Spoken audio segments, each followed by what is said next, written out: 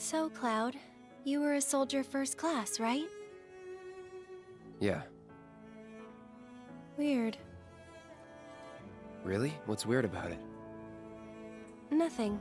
Just that you were the same rank. Huh? As who? The first guy I ever loved.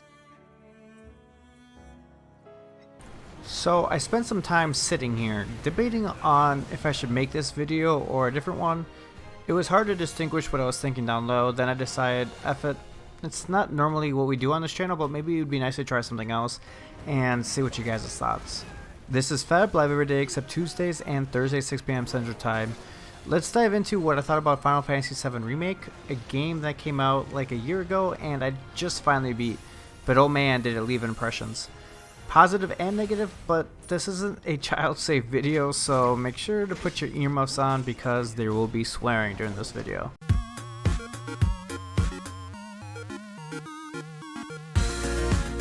Before we dive too deep into Final Fantasy VII Remake, there's going to be spoilers, and probably majority of this will be spoilers. So, because you know what, I don't really care. This game has been out for like 6 months. That is long enough in my eyes. So, if I can beat it within these like 6 months, a year, however long this game is, you can too. So, let's get into it. The game had its moments of greatness, bad design, and choices. It's been so long since I played the original that a lot of the story bits of Midgar were like experiencing it for the first time, even though I did a partial run of the game like 4 years ago, but never really made it past the snake boss. Not due to lack of trying, I think I just got sidetracked with other games. I think it might have even been Smash or something, I don't know, but yeah, I didn't make it past the snake boss. I was fairly hyped for this game when it released, and for the majority of the game, I thoroughly enjoyed it, even though towards the middle / late game, all the hidden loading screens made me literally want to break my monitor. Like, seriously, just give me a fucking loading screen with a swirling circle. I am sick of going under these damn pillars through these cracks that you can literally just walk through, like walk straight into it. Like, you're telling me that you can't walk straight through this hallway? There is plenty of space. Like, it literally drove me up the wall how many times they made me go through this. So, what did this game do right? The combat. The fucking combat is so good.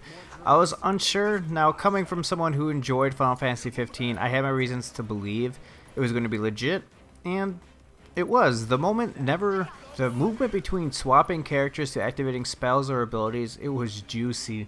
I never did the hotkeys for the entire of my run, but I liked the ability to have a minute, look around, and think about the best play of action. And on top of that, like, when you pause the game, it just looks so beautiful being able to like look around and see everything. The music also had a nice blend of upbeat chaos to low chill like zone mood. If there was one thing that people want from this game, it was for the music to really hit, and I think it did. Let's take a listen.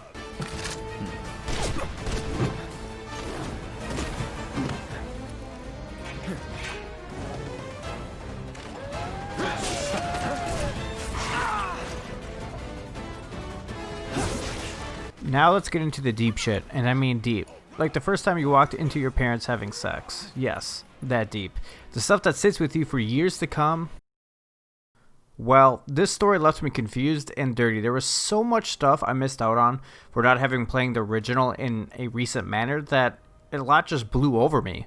Let's talk about the ending. I literally had to watch about 3 fucking videos on YouTube to have an understanding on what happened with these damn Plakos, Sephiroth, and can we speak of fucking Zack? Okay. It was a spectacular finish, but man, was it heavy in the details. And if you're like me, you were left around with your hand on your cock mid-stroke by the time it was over, and not really a finish.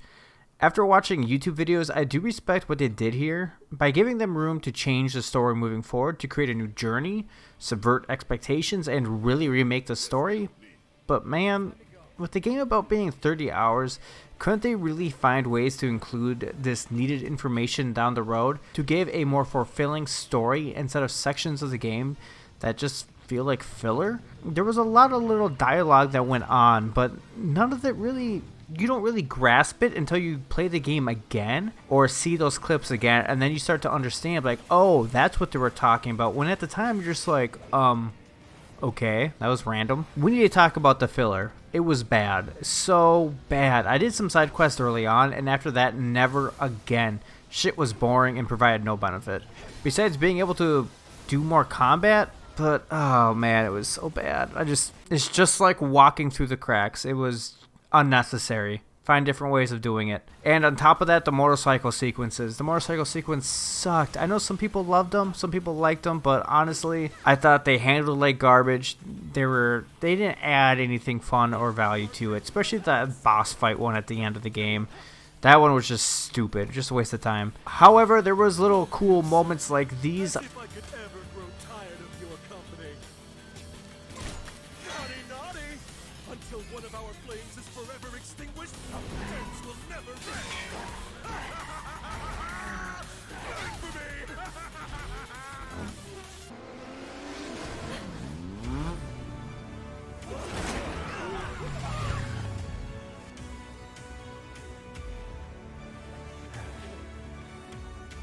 Cloud! On the bike, and also that bike does sound really sick in a later game when you get like I don't know what version it was, but like the version that he has at the beginning of the game and versus the end sounds like a nice old Harley. So overall, I enjoyed the game. I had some shit that really annoyed me, but it wasn't big enough for me to completely walk away. Well, completely. There was a couple times I did walk away from the game just because I was so frustrated with the loading screen, or the hidden loading screen that was there. Just like I said, give me the goddamn circle. But I rate it, play it, but try to skip all the bullshit. Like, try to skip the motorcycle scenes if you can. Try to skip. You can't skip the loading screens because that's in game, but skip all the side quests at least. They don't do nothing unless you really want to like increase combat or become super strong. But I don't really think you need to. I played the game with very minimal amount of side quests, and I was able to beat the whole game with only dying a couple times. All the boss fights weren't too terrible. I'm just gonna have to play it a little bit smart. There's a couple close calls, but like I said, if you play it smart, you can walk away, you know, without any bruises. So anyways, I hope you guys enjoyed this video. Until next time, I'll see you guys later. Make sure to leave a comment down below, subscribe if you haven't already, and check out my Twitch or other YouTube channels as well. Have a good night, everybody.